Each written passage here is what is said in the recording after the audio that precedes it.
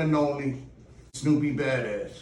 Glad to have you on here, homie. Appreciate it, man. Thank you for having me. Yeah, man. Much respect, man. You know. I like this backdrop too. Yeah, thank you, man. Live and learn entertainment. It put me in on the old West Coast. Yeah. That's what's up. And then, like, you know, the whole thing is live and learn. You know, we've all, you know, made mistakes. You know, trying to teach the youngins, some positive. You know what I'm saying? Let's see where we get started, man. I mean, everybody knows who you are, the music. You know what I'm saying? Yeah. What you want to speak on that? You got anything new dropping you want to let the people know about? Oh yeah. I'm about to drop the video to the light side. You know what I'm saying? And I got another video for me with my. I don't like to call him my artist because he's like my little brother. Okay. Brando, you know what I'm saying? Right. Angels, you know what's up? Feel me? We're gonna drop Berry Flag Gang. Feel me? Him and the little homie J-Dad. You know what I'm saying? You feel me?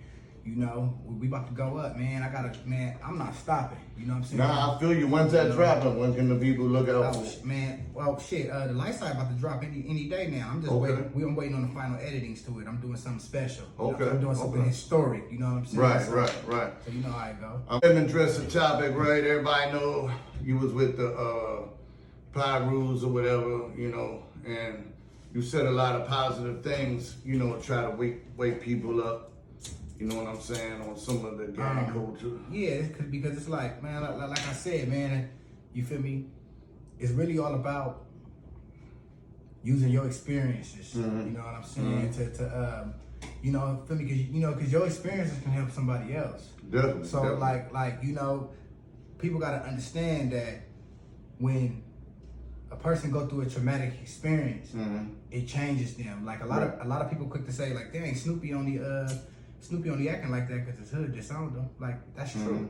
That's true. I do feel like this because my hood disowned me because... And even though you did everything you supposed to by the code. Exactly. You know what I'm saying? It's like, you know, I'm not a snitch. You know what I'm saying? I ain't never PC'd up, you know? I ain't never molested no kids. I ain't never did nothing that was against this gangster... Ran the phase the whole night. Everything, you know? So it's like, when I was done the way I did, you know what I'm saying? I feel like, you know, that was a divine situation because God put, you know, like he can't put a bitch nigga through what he put me through. And a nigga to come on top. So he had to take the realest nigga that he could find and put him through some foul shit to alter the bullshit that's going on now. Feel me? So I feel like, you know, everything that I went through was by divine purpose.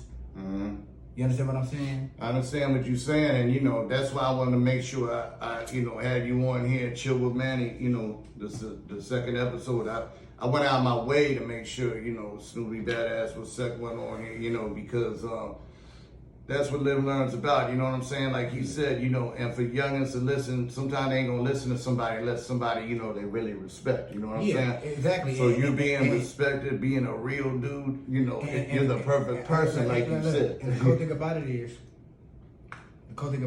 it's like, what's real? You catch what I'm saying? Right. You feel me? Like, what's real to me might not be real to you. What's real to me probably be real to 1 million people, but there's 3 million people like that ain't real. You catch what I'm saying? So I think what's real and what's fake, it depends on the mind state of the person. You catch what I'm saying? Like you know, you probably got niggas who, well, I'm trying to stop saying the N-word. You probably got individuals out here who, you know, feel like it's right to go kill another black man or you know, represent where all their family was from and to die and live for that. You know, and somebody that's coming like me, it's fake. You catch what I'm trying to say? You feel me? Because it ain't that I'm a fake person and I'm not a person to be dealt with. It's just that, you know, what they consider real, I don't consider real. You feel me? Like, just like I might be fake to them, they are for sure fake to me. You catch what I'm trying to say? I definitely catch and it's like, and I just feel like, you know, everybody's purpose and everybody's journey is not the same, bro. Like, you know what I'm saying? Like, you know, it's might meant for you to be a reputable from your hood and get slaughtered in the street like a fucking dog for somebody else to wake up. You catch what I'm saying? Everybody's not meant to be woke up. You catch what I'm saying? Yeah, no, somebody is just here. Some people is just here to come and go, to come and die, or come to get life. So it's like everybody's purpose is different. So I can't really judge nobody that want to gang bang and say, oh, what you doing, stupid nigga? This is for life. Okay, because I understand that's his purpose. Feel me? However, even though we know it's gonna be a bad outcome, but when it happens, he served his purpose. Right. You catch what I'm saying? Yep. And I feel like this is my purpose. My purpose is to do what I'm doing. You know what I'm saying? Right. You feel what I'm saying? Yep. So it's like, you know, God know what he doing. It's like y'all got your purpose, I got my purpose. It's just that in my purpose, you know what I'm saying, it's not, you know, it's not to promote the death in the streets. You know what I'm saying? I'm not coming with a death style. I'm coming with a whole nigga, this is a lifestyle. So you gotta understand, Los Angeles Mafia is a lifestyle. Gangbanging is a death style. It's all about death. Right. Yep. It's like I don't wanna be involved with something that I don't agree with. You catch what I'm saying? Right. Like you know, and I'm not here to make somebody else feel bad about what they agree with, but I'm the one with a platform. And since I'm the one with a platform and these are my situations, I'm gonna put my situations on my platform. Right. You understand what I'm trying to say? Sure. Now, whatever another person is going through and what they went through, and as far as they in good standing with that shit, they respect that shit, and what they do with their platform, that's their business. Feel me? It only becomes my business when a person start to look over here what I'm doing and start to throw rocks at the throne. Right. Throw rocks at my throne and worry about what I'm doing. Like, damn, why is you worry about what I'm doing? Right. When I'm not even focused on you. Like that's not even my lane. I'm not even your problem no more. Right. You catch what I'm saying? That's the only time I start to speak on people and start to disrespect people's neighborhoods or whatever. Because you know, like this one dude, right? He told me, well, you know, you dissed the hood. We got dead homies. Well, I'm from Los Angeles Mafia. We got dead homies too. I got the co-founder of Los Angeles Mafia is deceased, Cookie Love. These red and blue colors came from Cookie Love. Oh, no. This was her idea. You know what I'm saying? She was like a mother to me. She paid for my first video and she held me down. You know what I'm saying? So when I rep this, nigga, this is for what I represent and for the people that represent this with me that's not here no more. So I don't think a lot of people knew about that. Well, now they know. So it's like when the people come to me and they be like, F Los Angeles Mafia and F that, nigga, you know what I'm saying? Just like how you feel about it. We got people die. I got somebody that I love dearly that represented this with me. Right. So you know what I'm saying? So people be getting mad like, why he just disrespectful saying F dudes hoods. I don't say F people hoods. That doesn't come disrespect what I represent. That's another thing like I respected about you. Like anytime you see Snoopy Badazz and he going at it with somebody or something like that, they always threw a shot at him first. You know what I'm saying? He ain't never started no shit. You know what I mean? I mean, if he gotta finish it or address it, obviously he's gonna have to. But I don't have to. I have no choice. Right. Because you gotta understand. The shit that happened to me didn't happen to niggas like YG and Gang when they was climbing. Right. They got famous. They was able to get past a certain level when the hate came. So it didn't really bother them. See, I was on the rise, and right when I was about to pass that pinnacle, they threw the shots. Right. You catch what I'm trying to say? So I had to mutate. Because I had to do something they didn't do because they went through this channel, but they got past the finish line before this channel came. Right. See me, I was like 2 steps away from it, but here it came. Like it's like the haters watch them and learn. Like what people gotta understand is my goal is not to plan an attack on nobody's character, on what nobody represent, on nobody's hood or anything of that nature. For me. My plan is just to stay in my lane and create my own thing. Right. The only time this red and blue thing that I'm creating is gonna be activated and react is when you come bothering it. Right. Nah, I respect that. And I want don't come bothering it. Right. So if you come bothering and you get zapped and your hood business is public knowledge, that's your fault. Right. Because you gotta understand, you can't throw a shot at somebody or do anything to somebody and think just nothing gonna happen to you. Like for instance, let me tell you just one story that just happened to me. There's 2 OG I didn't know that they were OG Bloods from their neighborhood. I did a reaction on a video they did with a person that I didn't know. I did a reaction on a video they did with a person that I disliked. But it wasn't because I disliked that person. It was because he said something that I didn't agree with. Okay. So I did a reaction to this video. Fair didn't enough. show nobody faces, all voices. Didn't even say any names. Only said the person's name that I disliked. Right. Not that I didn't even know who these other 2 dudes was. Well, come to find out, these 2 dudes supposed to be 2 super bloods from their OG bloods from their hood. Okay. In LA or in LA. Okay. Now I didn't know that. But the video hit like 10, 11K views or whatever, right? So you know that they sent a mutual friend of ours to call me and like, hey man, we gotta take that down. I said, no, I'm grown. I don't have to take anything down. Right. Because I'm grown. You feel me? And they was like, well, you know, that's disrespect because you called the 2 dudes in the video dick riders. In that situation, they was dick riding. Okay, and in the situation, it was my opinion. Right. It's a reaction. It's my opinion. Right. They came to me saying, well, you know, that's disrespect. They're gonna take that as disrespect. This is what I don't understand about that. I have had the most heinous and disrespectful things said about me on the internet. Right. Not a hating. Nobody's scared. Right. Nobody called around, press a no, just whatever. Ha. Right. Now, I understand that they're 2 G's from their neighborhood, but my question is this, my nigga, whenever you step into the spotlight, my nigga, and you put yourself on the internet or anything like that, right, you're not exempt from criticism. Right. Nobody is. Right. You not exempt from criticism. Right. I'm not. They not.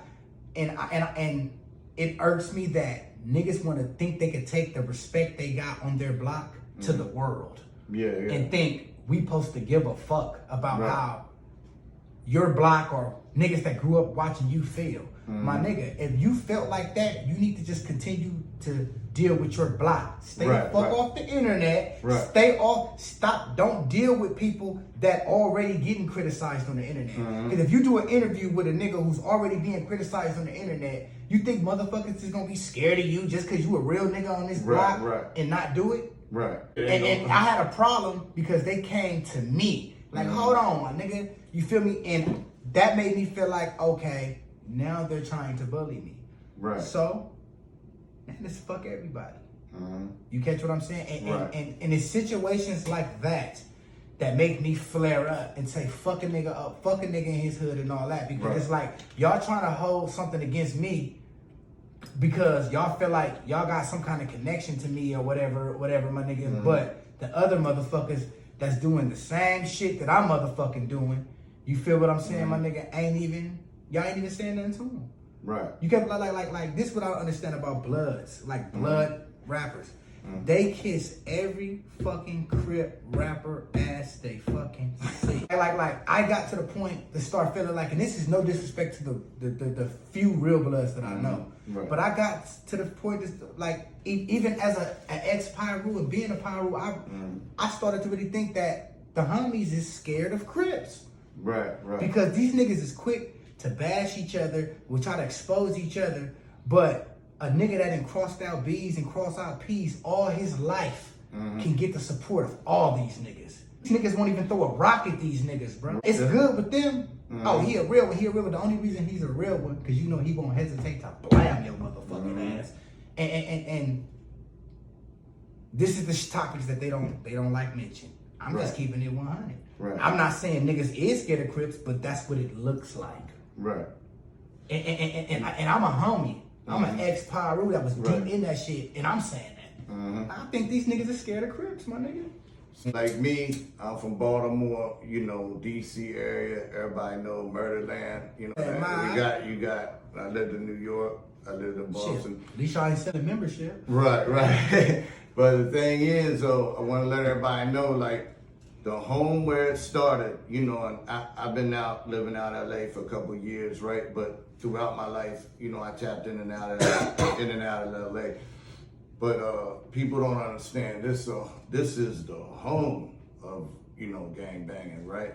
So for this man to be able to, like, you know, stand up and talk about, you know, the negative sides of it, you know what I'm saying? I mean, there's some positive side, you know, there's a brotherhood or something. Put it like this. But that's real, you know, because he's trying to teach people. Every coin has 2 sides. Right. Everything has 2 sides. Right. You catch what I'm saying? So it's like, don't get mad, nigga.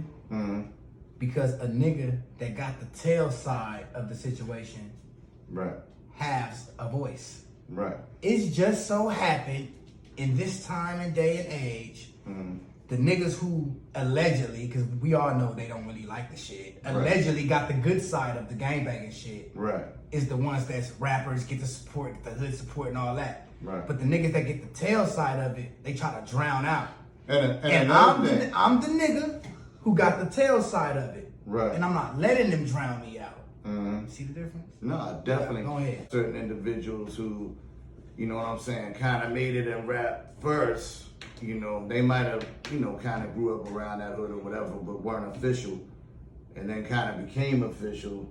You feel me? Like, you know, rappers. Yeah, you know, that help street cred for the rap or whatever. Where you were already in it.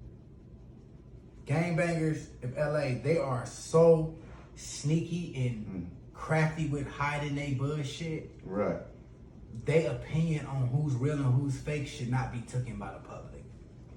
Because it could be a nigga that didn't even grow up in their hood, but a lot of members take a liking to him.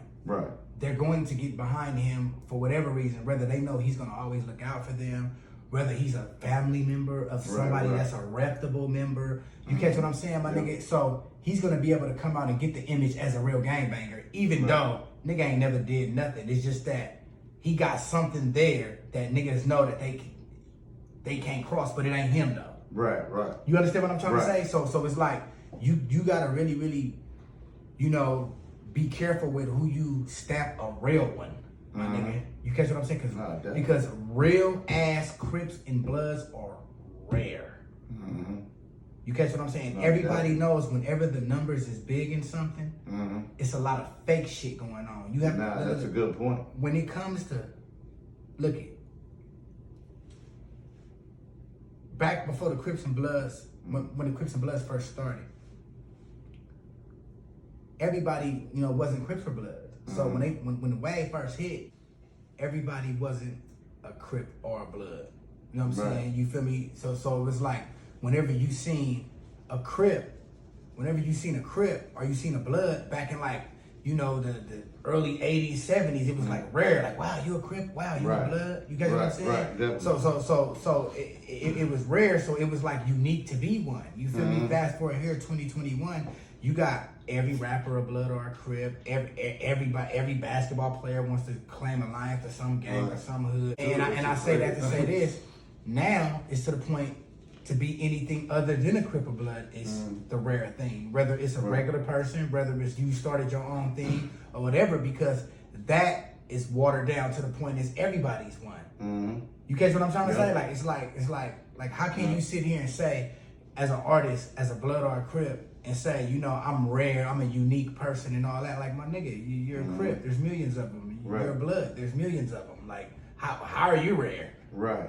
No, that's a good point. Do you understand what I'm saying? So one thing I don't understand, I'll tell you, like cats, like, you know, that are already made it and famous and shit, and then they come back and like want to be a Blood. I ain't never like that. That shit's weird. Like it's different if you grow up. And they're not weird. You know, they're not weird. Right. So you gotta understand.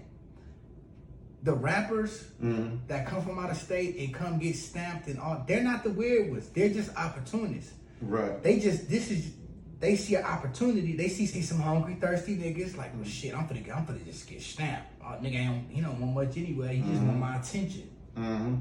Like this, you can't call a hustler or an opportunist weird. You gotta call the nigga selling it to him weird. You gotta call, you know what I'm saying? Like, you feel me? Like a lot, it's like the same situation how the OGs be saying, oh, nigga, this shit watered down. This gangbanging shit watered down. Yes, it is watered down because your old ass is watered down. Like, nigga, if you was anything the G that you think you are, you would have respect enough to stop some shit. You would have, the game wouldn't be watered down, my nigga. You, like, you know, no disrespect to my race, but you don't see the Hispanic peoples, you little homies, acting like this. You don't see the Hispanic gang members, you know what I'm saying, disowning their own when their own don't have no paperwork, ain't never told on nobody, ain't never PC'd up, ain't never turned down a fade. You don't see them doing that. Why? Because they have an organization called the Nuestra Familia or the Mexican Mafia to put that shit in check. Right. So them are real big homies in my eyes, if you ask me. And I ain't seen no black super blood or Crip organization do that. Right. And that's why these little niggas don't fear nobody. And that's why when they don't fear nobody, there's no disputation. And when there's no disputation, the respect is gone. But I gotta fear you for. So while the OG niggas is trying to say this shit is watered down, it's watered down because of you. You wasn't the gangster you thought you was. Yep. And I want to ask you, you know, like you did, like you said, you know, everything by the book, you know, he ain't snitch, you know, he took the fades and all that. What made you to the point where you decide to say, you know what, I'm gonna take a stance, you know, and speak on this, you know, most people just when I realized that there was no future really in being a gangbanger, you know what I'm saying, or being a Piru, I was like, okay. Like, because, and I'm gonna clear this out, ain't nobody ran me off no hood, ain't nobody stopped me from doing nothing. I can, like, you know what I'm saying, because even after a year, after my homies got into it, I was still pushing the set, you know what I'm saying? But, you feel me, so ain't nobody stopped me from doing nothing. I just had to do some self-evaluation and really look at the situation. You know, you understand what I'm saying? And be like, you know, like, you can still push the set and everybody know you really from the hood. It ain't like niggas really believe that you not from Holly. Everybody knows you're from Holly. Like, so that wasn't really an issue. You know what I'm saying? I pulled away because I didn't want to contribute to something I didn't like. I didn't want Hollywood to be looked at as me. I felt like my gangsterism is too pure, too solid, too loyal for me to be looked at as the face of this certain gang when this gang is not even like that. I didn't want my image to represent them anymore. It's not more of they didn't want to represent me. No, I didn't want to represent them because, and somebody told me, they said, they can never take your H's. I know that. But I'm like, damn, they can't take them? I was like, yeah, so what if I just give them back? But you gotta understand, I'm the type of person, when a person tries to force me into doing something, you're not gonna get it out of me. And when a person tries to force me into doing something, you're not gonna get it out of me. You gotta let me do it on my own. You catch what I'm trying to say? Like, so I wasn't forced out no hood and all that. It's just that I gave up on it. I didn't see no future in it. I didn't see nothing I can do with it. Positive. Like, what I'm gonna do? Piru, food giveaway? How stupid is that gonna fucking sound? Like, you guys know what I'm saying? It ain't really nothing I can fucking do with it. And it's like, you know, it's more bad experiences than good. You know what I'm saying? You know, and it's just, I don't want that aura, I don't want that energy around me, you know what I'm saying? Because, you know, every person that I done seen change their life and try to hold on to it just a little bit, it ended up fucking them in the end. And my boy Nip is the prime example. Like he changed every single aspect about his life, the way he think, the way he dressed, the way he moved. But that one little dot that he held on to caused him his demise. And I just felt like I want to do everything Nip did without that. You catch what I'm saying? So that's why I push what I push. It's like you know, and I think if Nipsey Hussle can come back alive, I think he would have a different look on things. And I think exactly how I'm thinking is how he would think. Man, look, all I am is Snoopy Badazz is the perfect example of if your dead homie came back alive, how he would think.